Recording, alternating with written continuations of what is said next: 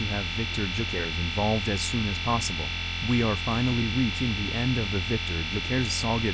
Arsenal and Sporting are now in agreement over the exact terms of the deal, with Arsenal set to pay €63, 5 million and a further €10 million in add-ons for the Sweden striker. That agreement had been in place for a while between the two clubs, with the sticking point centered round how exactly those add-ons would be reached. A compromise was finally agreed on Tuesday, with Gyokeres expected to soon undergo a medical before completing his move to Arsenal. There have been suggestions that medical will take place in Singapore, where Arsenal are currently based for their pre-season tour of Asia. I'm unable to confirm whether that is correct at this stage, but I know the club have been putting plans in place to ensure Gyokeres could join up with the squad as quickly as possible if an agreement was reached with Sporting. They were always hopeful he would be able to play some part in the tour and have been preparing for this exact eventuality, so I'm fully expecting him to link up with the squad before they fly home. He obviously won't feature against Milan in Arsenal's first game, and the Newcastle match on Sunday could be a push.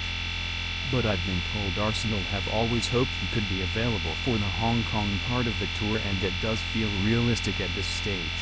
It will obviously be a huge boost for the club to get this deal over the line. It's taken longer than expected, there's no doubt about that. Mikel Arteta would certainly have liked to have Gyokeres in for the start of pre-season, but it's obviously been a complicated deal to get done, and negotiations have not been easy. So providing there are no dramatic late hiccups, getting this signing over the line will be a big boost to the club at what is still a relatively early stage of the summer. Getting a striker in has been the big priority. It's the deal that everyone has been waiting for. So to get it done is massive, and Arteta will hope Gyokeres can now settle in quickly and hit the ground running ahead of that opening Premier League fixture at Old Trafford. Alexander Isak never looked realistic for Arsenal, but what about Liverpool? There was a lot of talk amongst Arsenal fans about Alexander Isak when news emerged of Liverpool officially contacting Newcastle about the striker. We know Isak has always been at the top of Mikel Arteta's list. If he could have clicked his fingers this summer and made a striker appear in front of him, it would have been the Newcastle striker. But the fact is that was not a deal that was ever going to be realistic for Arsenal. They knew that, so there was no point wasting time exploring it. Given the amount of additions they wanted to make, they just did not have the capability of putting down the sort of number that would have made Newcastle even contemplate selling. Whether Liverpool can remains to be seen. You would think not, given the money they have spent on Florian Wirtz and Hugo Ekitike, but the way the champions are spending at the moment, you wouldn't rule it out. But Arsenal just weren't ever going to be in the running for Isak this summer. Maybe they would have had a slight chance had Newcastle failed to qualify for the Champions League, but even then it would have been doubtful. The finances involved were just too big. Spending that amount on just one player would have made it extremely difficult to bolster the other areas in the squad that needed filling. Ethan Nwaneri has signed a new contract after some false claims were made. The good news keeps on coming for Arsenal, with Ethan Nwaneri putting pen to paper on a new contract, while the imminent arrival of Victor Gyokeres is grabbing the headlines.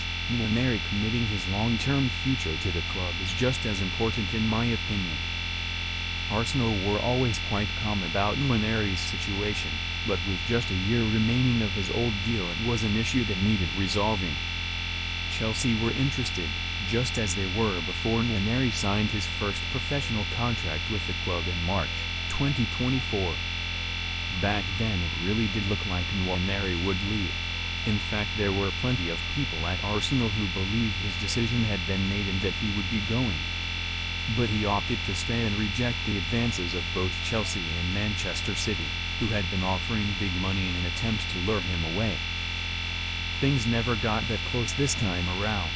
While there may have been strong interest, Nwaneri's preference was always to stay at Arsenal, and the club were always confident he would stay.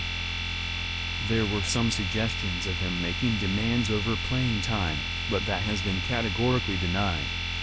It just wasn't the case. He played a lot of games last season, more than anyone would have expected, and he'll get more opportunities this time around, probably in a more central role. And that's a really exciting prospect for Arsenal fans. Arsenal will now focus on player sales, but might not be done with new signings just yet. Once the Gyokeres deal is confirmed, I think Arsenal's attention in the market will shift towards trying to move some players on. The squad does look a bit bulky now, with a few players clearly going to be struggling for minutes next season. So Arsenal will look to try and get some outgoings sorted, potentially for players like Fabio Vieira, Sandy Lokonga, Rice Nelson and maybe Alexander Zinchenko.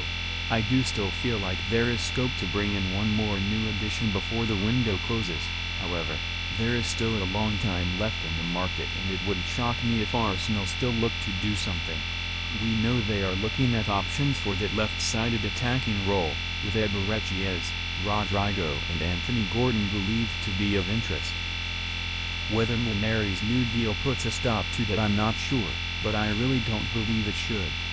Muneri is much more of a right-sided option, whether that be on the wing or in the more central role that Martin Odegaard usually operates. So there is space for a new left-sided option in my view, and I really do think that this squad needs a new rival over there. I think Madueke is a genuine option to play wide left at times, so I'm not of the view that it has to be an out-and-out winger, given Gabriel Martinelli is still around, as is Leandro Trossard. I think someone like Ez, who can play out wide if needed, but can also add another creative option to the central areas would be perfect. If Arsenal could get him, it would absolutely be the cherry on the top of what has already been a very good window.